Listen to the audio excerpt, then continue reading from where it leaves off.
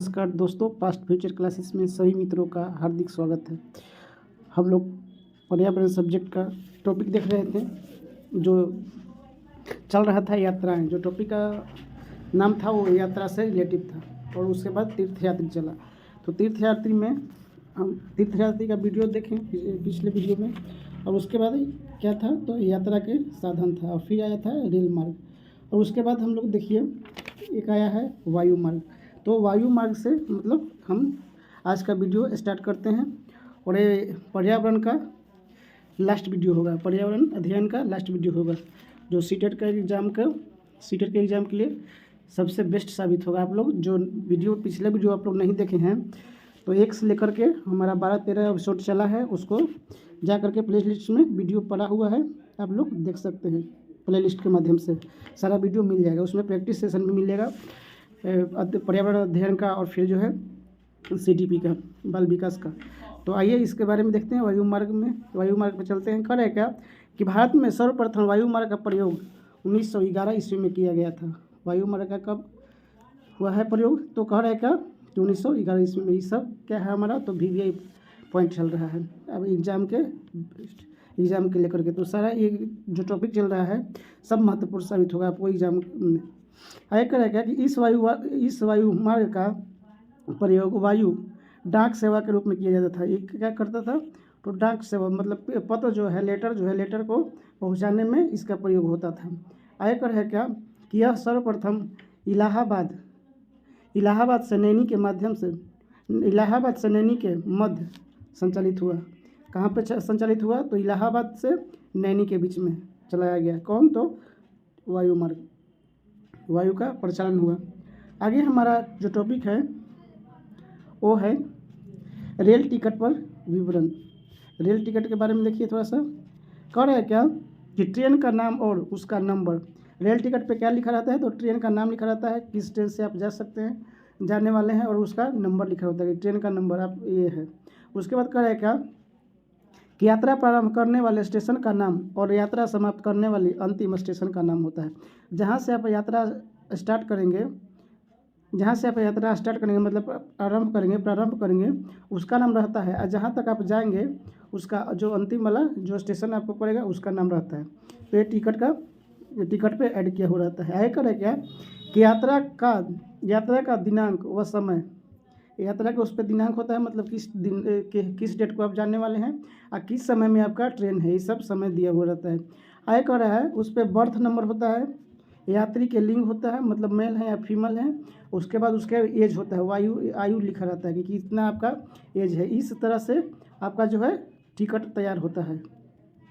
आय कर है क्या कि यात्रियों की संख्या, उस पर संख्या भी होता है कि आप कितने जा रहे हैं, सिंगल पर्सन है या डबल पर्सन है, आपके पास बच्चे भी हैं या नहीं है, वो सब ऐड किया हुआ रहता है। किस पे, तो रेल टिकट पे, और फिर वायुयान के टिकट पे, दोनों पे भी ये सब ऐड किया हुआ रहता है कि कहाँ आप जा रहे हैं, किस जगह आपको उतरना है, कहाँ से आप यात्रा कर रहे हैं। अब आगे हमारा पॉइंट है, अगला हमारा पॉइंट जो आ रहा है उसको देखिए। वो कह रहा है क्या कि हम जो सोचते हैं और जो करते हैं, जो हम काम सोचते हैं और जो करते हैं। देखिए इसमें आ गया क्या, तो जनजाति के बारे में हम लोगों को हर एक एग्ज़ाम में, कोई सा ऐसा एग्ज़ाम नहीं है जिसमें क्वेश्चन नहीं पूछा जाता है। हर एक एग्ज़ाम में जनजाति से क्वेश्चन रिलेटिव होता है, पूछे जाता है। तो इसका विशेषता देखिए। कह रहा है क्या कि इसके अपने देवी देवता होते हैं, इनका अपना धर्म व अपनी संस्कृति होती है। मतलब जो भी जनजाति है उनका धर्म होता है, उनका क्या होता है, तो संस्कृति होती है। आय कर है क्या कि इसके द्वारा मुख्य रूप से प्राकृतिक में पूजा की जाती है और उसका देखभाल, रक्षा व सुरक्षा के लिए किया जाता है। मतलब जो देवी देवता को हम लोग पूजा करते हैं, मतलब जनजाति लोग पूजा करते हैं, तो वो एक उम्मीद लगाए हुए रहते हैं कि हम इनको पूजा कर रहे हैं तो उससे क्या होगा, उनसे हमको रक्षा मिलेगा और सुरक्षा मिलेगा। तो ये सारा उम्मीद लगा के पूजा पाठ करते हैं। आएगा है क्या कि इसीलिए यह पर्यावरण संरक्षण के लिए विशेष रूप से जाना जाता है। मतलब क्या होता है, तो पर्यावरण के लिए विशेष रूप से ये जाना जाता है, पर्यावरण संरक्षण के लिए जाना जाता है। आगे हमारा जो है टॉपिक, आगे हमारा जो पॉइंट निकल के आ रहा है उसको थोड़ा सा देखिए। कह रहा है क्या जो हमारा टॉपिक है, कह रहा है देखिए आया, ये जो पॉइंट निकल के आया, कह रहा है क्या कि इनमें मुखिया परंपरा आज भी पाया जाता है। मतलब जो समुदाय होते हैं, जिस तरह का जनजाति लोग होते हैं, जनजातियों का एक मुखिया होता है। मुखिया जो है हर समय मुखिया एक होता है, वो शुरू से ही चलते आ रहा था कि एक मुखिया रहेगा, और अभी भी इस जनजाति लोग में मुखिया पाया जाता है। आय कर है कि इस मुखिया के आदेशों के पालन सामूहिक रूप से पूरी निष्ठा द्वारा किया जाता है। मतलब मुखिया जो बोल दिया, जो आदेश दिया उसका जो पालन आपको करना चाहिए। मतलब जो उस समुदाय में है उनको पालन करना है। आय कर है क्या कि इसमें मातृसत्तात्मक परिवार की परंपरा पाई जाती है। अर्थात इसमें परिवार की मुखिया महिलाएं होती है। इसमें जो परिवार की मुखिया होती है कौन होती है, तो महिला होती है। और जो मातृसत्ता मतलब माता से जो बच्चा उत्पन्न होता है, जो पैदा लेता है, तो उसके अनुसार मातृसत्तात्मक परिवार जो है परंपरा चलाई जाती है। जो माँ बोल दिया उसके अनुसार कार्य करना पड़ता है। एक और है क्या कि इसके यहाँ संपत्ति पर सभी के सामूहिक रूप से अधिकार होता है। मतलब जिसका जो जितना संपत्ति होता है उसमें सबका, जो लड़की है उसका भी अधिकार होगा और लड़का भी है उसका भी अधिकार होगा, और वह अपने ज़रूरत के अनुसार उसका उपयोग करते हैं। मतलब जितना संपत्ति होता है उतना, मतलब जितना ज़रूरत है उतना ही उपयोग करेंगे सब, लेकिन अधिकार सबको रहेगा, लड़की भी हो और चाहे लड़का भी हो, सबका अधिकार उतना ही होता है। आगे हमारा पॉइंट निकल के आ रहा है क्या, कह रहा है क्या कि इनमें अमीर गरीब के भेदभाव नहीं होता है। इनमें क्या नहीं होता है, तो अमीर गरीबी के भेदभाव नहीं होता है, सबको एक समान से देखा जाता है। अमीर गरीबी का भेदभाव नहीं होता है। अब आगे कह रहा है क्या कि बल्कि ये सामूहिक रूप से एक दूसरे के सहयोग करते हैं। मतलब एक दूसरे में भाईचारा ज़्यादा रहता है और एक दूसरे के मदद करते रहते हैं। आगे देखिए अगला हमारा पॉइंट है, आगे पॉइंट कह रहा है क्या कि इनके यहाँ स्त्री पुरुष मिलकर सभी कार्य करते हैं। मतलब जो महिला भी हैं वो भी काम करेंगे और पुरुष भी हैं वो भी काम करेंगे। ये दोनों मिलकर काम करते हैं कि काम जल्दी खत्म हो जाए आप फिर दूसरा काम स्टार्ट करें। तो कह रहा है क्या कि इनमें स्त्री और पुरुष दोनों मिलकर काम करते हैं। आगे कह रहा है क्या कि इनके मुख्य व्यवसाय के रूप में, मुख्य व्यवसाय क्या है, तो कृषि है, पशुपालन है, लकड़ी काटना है, चित्रकारी है, बुनाई है। ये सब काम इनका क्या है, मुख्य है। मुख्य रूप से ये सब काम करते हैं। जो कौन है, जो जनजाति लोग हैं, इन सब ये सब जो है इस पर डिपेंडेंट रहते हैं, कृषि पे, पशुपालन पे, लकड़ी काटना और चित्रकारी, मतलब हाथ से चित्रकारी करते हैं। उसके बाद बुनाई, जो कपड़ा उपड़ा बुनते हैं, ये सब इस पर डिपेंडेंट रहते हैं खास करके। उसके बाद देखिए हमारा जो नेक्स्ट टॉपिक है, हमारा नेक्स्ट टॉपिक देखिए कह रहा है क्या, आदिवासियों का इतिहास। आदिवासियों का इतिहास थोड़ा सा देख लीजिए, आदिवासियों का इतिहास कैसा रहा, इसका थोड़ा सा पॉइंट देखिए। कह रहा है क्या, इसका उल्लेख प्राचीन समय से मिलता है। मतलब इतिहास जो है, आदिवासियों का इतिहास जो प्राचीन समय से, मतलब पिछले सदी से, कई सदियों से इसका जो है मिलता है। आगे कह रहा है क्या कि कह रहा है कि महाभारत के रचयिता जो है कौन है, वेद व्यास। महाभारत के रचयिता से इनका उल्लेख मिलता है। मतलब जो वेद व्यास हैं, जो महाभारत रचे हैं, वो भी इनका उल्लेख किए हैं। किनका, तो आदिवासियों का। आगे कह रहा है क्या कि रामायण के रचयिता, महाभारत के रचयिता महर्षि वाल्मीकि भील जनजाति के थे। जो रामायण लिखे हैं, रामायण की जो रचना किए हैं वाल्मीकि, वो कौन थे, तो भील जनजाति से थे। वो भी जनजाति समुदाय के थे। तो कौन सा जनजाति, तो भील जनजाति के।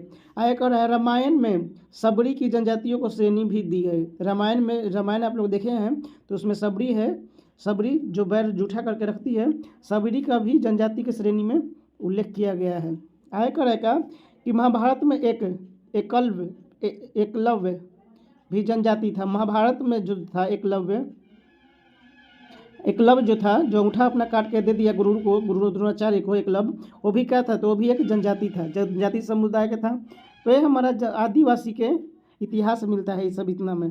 आगे कह रहा है क्या, आगे हमारा देखिए आगे जो पॉइंट निकल के आ रहा है, कह रहा है क्या जनजातियों की समस्याएं, जनजातियों का समस्याएं। तो वहाँ रह रहे हैं तो कुछ ना कुछ समस्या आएगा। तो देखिए इसमें पहला समस्या क्या है, शिक्षा की समस्या। वो लोग ज़्यादातर पढ़े लिखे नहीं रहते हैं। कह रहा है क्या कि शिक्षा की समस्या में कह रहा है क्या कि इसके द्वारा पारंपरिक शिक्षा ग्रहण की जाती है। इसके द्वारा क्या होता है, तो पारंपरिक जो वहाँ का शिक्षा, वो लोग शिक्षित व्यक्ति होते हैं उतना ही उसको पढ़ा करके छोड़ दिया जाता है। आगे कह रहा है क्या कि इससे इनमें शिक्षा का विकास नहीं होता है। मतलब जितना वो पढ़े लिखे हैं उतना ही पढ़ा दिए, 20 उसके बाद छोड़ दिए। आगे कर रहा है, देखिए आगे जो है आगे कर रहा है, और इसी कारण से अन्य विकास में भी पीछे रह जाते हैं। मतलब जितना इनको चाहिए उतना शिक्षा नहीं मिला, जो जितना लोग पढ़े हुए हैं उतना ही बस पढ़ा के छोड़ दिए, और जो काम के लिए उनको चाहिए शिक्षित करना वो नहीं मिलता है। तो यह हमारा शिक्षा के क्षेत्र में ये सब सारा समस्या है जो जनजाति समुदाय को देखने को मिलता है।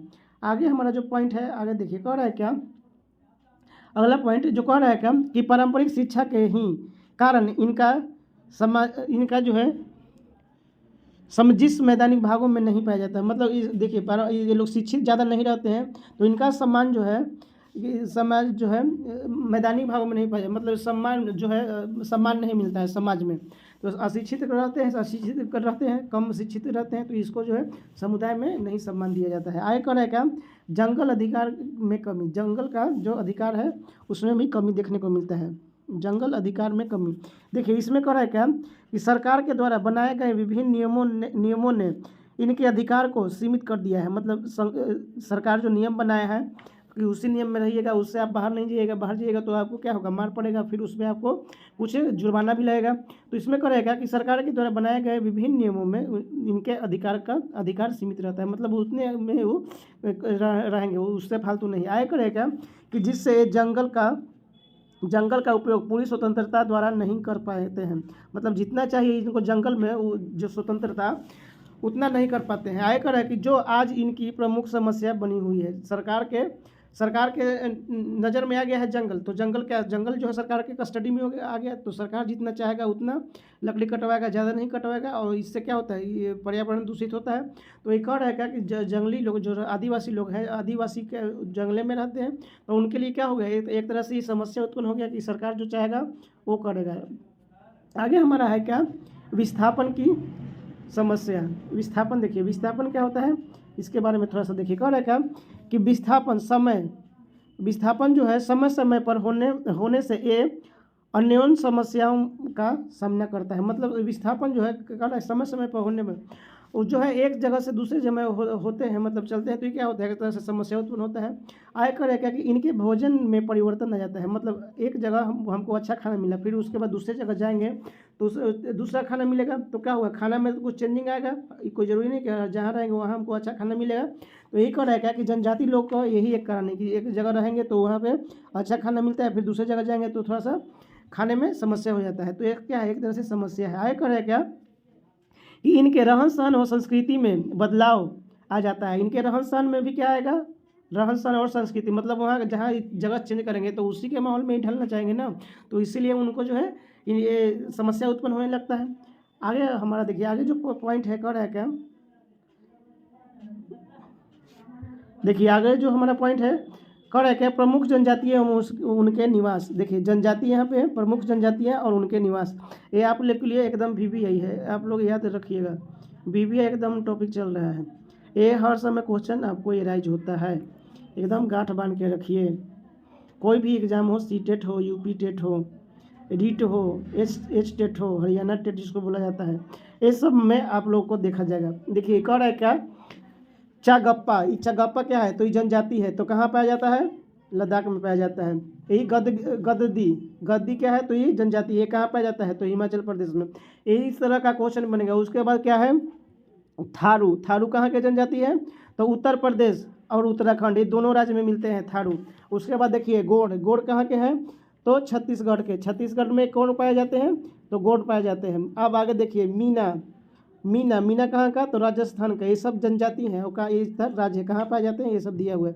उसके बाद भील, देखिए भील कहाँ पे, राजस्थान, गुजरात, मध्य प्रदेश, ये हमारे तीनों राज्य में मिलते हैं। और उसके बाद देखिए, उसके बाद है संथाल हो गया, उराव हो गया, उसके बाद मुंडा हो गया, ये कहाँ के हैं, तो ये हैं झारखंड के। ये हमारा एकदम VVI इंपॉर्टेंट चैप्टर चल रहा है, समझिए कि आपके लिए एग्ज़ाम बेस्ट चल रहा है। इससे फालतू आपको पढ़ने का कोई ज़रूरत नहीं, इससे आप रिवीजन जितना हो उतना करिए।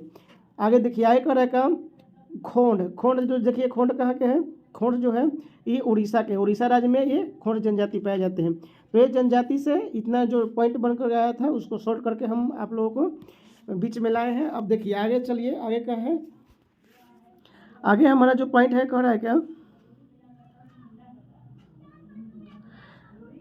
देखिए आगे कह रहा है क्या कि गारो खासी, कह रहा है क्या कि गारो खासी जनजाति मेघालय, ये जो तीनों जनजाति है, गारो हो गया, खासी हो गया, ये हुए एक हो गया जैनतिया। जैनतिया क्या है, जनजाति है, ये भी ये कहाँ पाया जाता है, तो मेघालय में। उसके बाद है वर्ली। वर्ली कहाँ के है, वर्ली जो है महाराष्ट्र के। तो इतना सारा जनजाति है, इतना आप लोग ध्यान में रखिएगा। एक दो बार जो वीडियो को है आप लोग हर समय देखते रहिए, एकदम आप लोग के लिए एकदम VVI चल रहा है। आगे देखिए, आगे हमारा टॉपिक निकल के आ रहा है क्या कि जंगल की साहसी बेटी सूर्यमणि। एक जंगल की बेटी है, जंगल में रहती है, उसका नाम है क्या, सूर्यमणि। सूर्यमणि की कुछ कहानी है, थोड़ा सा देखिए। कह रहा है क्या सूर्यमणि की कहानी, ये भी क्वेश्चन एराइज होते रहता है। तो कह रहा है क्या कि सूर्यमणि झारखंड में निवास करने वाली एक आदिवासी महिला है। सूर्यमणि क्या है, तो झारखंड में निवास करने वाली, झारखंड राज्य की रहने वाली महिला है। आगे कह रहा है क्या कि अपने गाँव में वह प्रथम महिला है जिसने BA पास किया है। गांव की कौन सी महिला है, तो प्रथम महिला है जो BA पास की है। आगे कह रहा है क्या कि इसके यहाँ के लोग कुडक्कू भाषा बोलते हैं। मतलब झारखंड के लोग, ध्यान में रखिएगा, झारखंड के लोग कौन सा भाषा बोलते हैं, तो कुडक्कू भाषा बोलते हैं। आगे कह रहा है क्या कि सूर्यमणि का कहना है कि यदि जंगल नहीं बचेगा तो लोग भी नहीं बचेंगे, क्योंकि आदिवासी की आजीविका पूरी तरह से जंगल के उत्पाद पर निर्भर है। मतलब कहने का इसका मतलब है, कह रहा है कि सूर्यमणि कि अगर जंगल नहीं रहेगा तो जंगल नहीं रहेगा तो आदिवासी भी नहीं रहेंगे, क्योंकि आदिवासी का जो रहना सहना है ये किस पर डिपेंड करता है, तो जंगल पे ही। आगे कह रहा है क्या सूर्यमणि जो है जंगल बचाओ आंदोलन से भी जुड़ी हुई है। जंगल बचाओ आंदोलन है उससे भी जुड़ी हुई है। कौन, तो सूर्यमणि जुड़ी हुई थी, जिसकी शुरुआत पत्रकार BSP दीदी ने की थी। जिसकी शुरुआत जो है पत्रकार बाष्पी दीदी ये जो है इनकी शुरुआत की है। किसका, तो जंगल बचाओ अभियान का। आगे चलिए, आगे कह रहा है जंगल अधिकार अधिनियम। देखिए, जंगल अधिकार अधिनियम 2007, जंगल अधिकार अधिनियम 2007 कह रहे हैं क्या, इसमें पहला पॉइंट बन रहा है, यह कानून बताता है कि यदि कोई जनजाति जंगल में कम से कम 25 वर्ष से निवास कर रही है तो जंगल उत्पाद पर उसका जनजाति का पूरा हक होता है।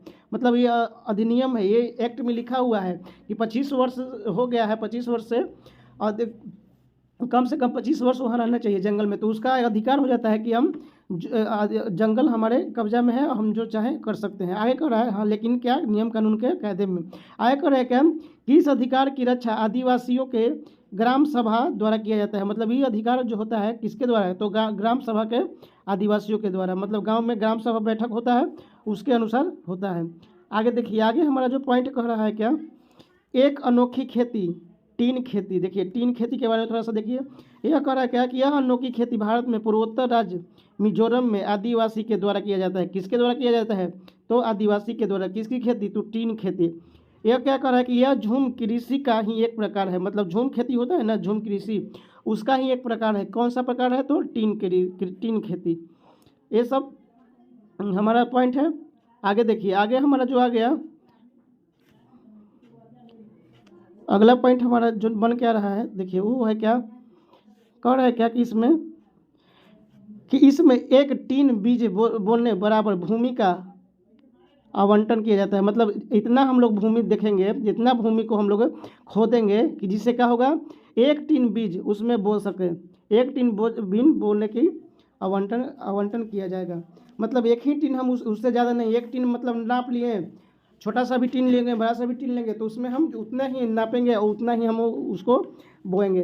तो ये हमारा आज का टॉपिक समाप्त होता है। और हमारा इसके साथ साथ ये जो क्लास चल रहा था EVS पर्यावरण का, वो भी ये समाप्त होता है। ये हमारा टॉपिक जो है कंप्लीट होता है। तो आप लोग जो वीडियो नहीं देखे हैं वो जा करके प्ले लिस्ट बना हुआ है, उसमें वीडियो सब डाला हुआ है।